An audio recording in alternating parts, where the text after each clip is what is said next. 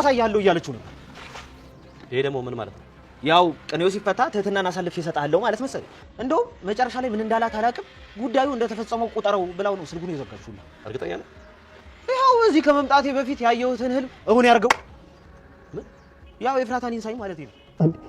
እሺ ቆይ እኔ በጣልኩት ስልክ ነው ይባል ግን ረዳት የሚችለው ሰው ከየት አገኘች? እንዴት አግኝታ ደወለች? መድብል ነው እንዴ ያስመለጣት? ምንድነው መድብል ነው ብለህ ምን ሄደህ ልትገለው ነው? ከዚህ በኋላ ማንም ሰው አንቺን አያስጠጋሽ።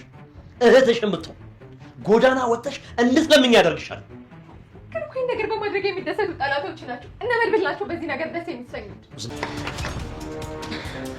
ምሳሌ ምን ምሳሌ ከትምህርት ቤት ልጅ እነ መድብል ይህችን ምስኪን ልጅ ትህትናን ወደ ቤት ይዘናት እንመጣለን፣ ድል ከኛ ጋር ነው እያሉ ከወጡ በኋላ ታዲያ ወደ ቤት ሲመለሱ ደግሞ ፊታቸው ቅስም ብሎ ነበር የተመለሱት።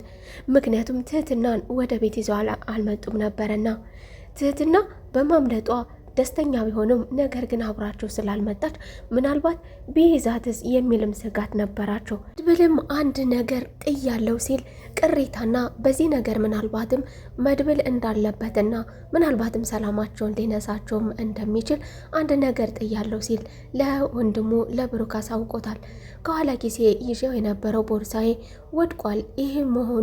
ይሄ የኔ መሆኑን ካወቀና ካገኘው አይለቀንም። እንግዲህ ችግሩ ይሰፋ ይሆናል።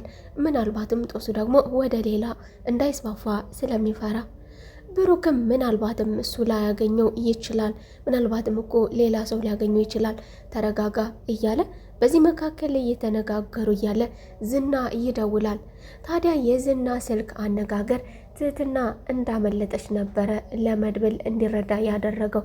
ዝና በዚህ ልክ ሊደነፋ እየቻለው አለቀህም እያለ በዙሪያ ያሉ ሰዎችን ሁሉ እጨርሳለሁ ማለቱ መድብል ትህትና ያችን ግብ ትዘል ሊሆን አትዘል ሊሆን ወይስ ደግሞ እሷ ስልኩ አመልጧት እያለ በዚህ መካከል እኔ ቦርሳዬን እንደጣልኩት ሁሉ ምናልባት እሷስ ደግሞ ስልኩን ጥላው ይሆን? በምን ትገኝ? ስልክ ቢደወልላትም አትገኝም። ስለዚህ በዚህ መካከል እየተጨነቁ በነበረበት ጊዜ የዝና ይህንን ማለት አለቃችሁም ማለቱ በዙሪያ ያሉ ሰዎችን ሁሉ ጨርሳለሁ ማለቱ ደግሞ ትህትና እንዳመለጠች ከገባችበት ገብቼ እናንተም ጋር ቢሆን መጥቼ አመጣታለሁ ትህትናን ከጄ አስገባታለሁ ማለቱ ነበረ። እንግዲህ ዝና ትህትና አመልጣኛለች ላገኘው የነበረው ሚሊዮነሩ የመጨረሻዎቹ 11 ሰዓት ላይ እያለ ነበረ እንግዲህ ኩላሊቷ ለሱ ሊቀየርላት ሰውየው ቀዶ ጥገና ውስጥ እያለ ነበረ ትህትና ያመለጣችሁ። ስለዚህ ይህንን የሚያክል ገንዘብ ስላመለጣቸው ዝናም አለቃችሁም ሀገሩን አጠፋለሁ ትህትናን እስካላገኘው ድረስ አርፌ አልቀመጥም ሲልም መድብልም ለቤተሰቦቹም ለጓደኞቹም በዙሪያ ያሉ ሰዎችን በሙሉ አጠፋለሁ ስላለው ስልክ እየደወለ ወደ እነ ሞገስም እንዲጠነቀቁና ትህትና እንዳመለጠች እኛ ጋር ባትሆንም ምናልባት የማግኘት እድል ሊኖረን ይችላል፣ ከሱ ቀድመን እንፈልጋታለን፣ ነገር ግን ራሳችሁን መጠበቅ ይኖርባችኋልም እያለ ነበረ። እንግዲህ ዝና ይህንን ነገር ሁሉ ካደረገ በኋላ እና በዙሪያችሁ ያሉትን ሰዎች እጨርሳለሁ እያለ ቻለውን ሁሉ እያደረገ እያለ ዳጣ ደግሞ በዚህ መካከል ሆና እንግዲህ ምሳሌ ከትምህርት ቤት እንዳልተመለሰችና ምሳሌን እንዳላገኘቻት ምሳሌ ትምህርት ቤት ውስጥ እንደሌለች እየተናገረች ነበር ዳጣ ወደ ቤት የተመለሰችው። እንግዲህ ምሳሌን ደግሞ በድጋሜ አግተዋት ይሆን? እስኪ ሀሳብ አስተያየታችሁን ግምታችሁን ኮሜንት ስር አስቀምጡልኝ። እና ይህንን ነገር እንዴት ልታደርግ ትችላለች? ትህትና በምን መልኩ መድብል እንዴት ሊያገኛት ቻለ? እያለ ይህንን ጥያቄ ለመፍታት የሚያስፈልጉትን ሰዎች በሙሉ አሳዶ ይዟቸዋል። በመጀመሪያ ሞባይልን ጥያለሁ እያለውን ጠበቃ ነበረ። ጠበቃው ከዛ ቦታ ሞባይሉን ባይጥል ኖሮ እሱ ባይንከራፈፍ ኖሮ እንግዲህ ትህትና ማምለጫ አታገኝም ነበር እያለ ከሱ ላይ የዘመተ ቢሆንም ነገር ግን ደግሞ ይህች ልጅ የመድብልን ስልክ ከየት ልታመጣው ትችላለች? እነ መድብል ጋር እንዴት ብላ በየት በኩል አውቀው የሚለውን ደግሞ ሌሎቹንም ማሳደድና መጠየቅ እንዳለበትም ተገንዝቧል። እንግዲህ ከዛ ቦታ የሚመጡትን በሙሉ እንዲሁ ማህሌት በተደጋጋሚ የምትመላለሰው እንዲሁ ደግሞ ሌላ ለአንዴና ለመጨረሻ ጊዜ ወደዛ ቦታ መጥቶ የነበረው ደላላ እንግዲህ ተጠርጣሪዎቹን በሙሉ እያሳደደ ይገኛል። ታዲያ ከነዚህ መካከል ወደ ደላላው በመሄድ ይህን ነገር እየተፈጠረው የመድብልን ቁጥር የሰጠሃት አንተ ነህ። እኔ ያለህበት ቦታ ሰዎችን ልኬ አንገትህን አንቀው ከማምጣታቸው በፊት አሁን ወደ እኔ የምትመጣ ከሆነ ትመጣለህ፣ ካለበለዚያ ግን እኔ አሁን አስመጣሃለሁ ሲለውም ደላላውም ይቅርታ እኔ እመጣለሁ አሁኑኑ በማለት ዝና ወዳለበት ቦታ ሄዷል። ታዲያ ነፍሴ አውጪኝ ለማለት እሱም ደግሞ ከዚህ ነገር ውስጥ እንደሌለበትም ተናግሮ ምናልባትም ማህሌትስ በማለት ማህሌትን ጠቁሟል።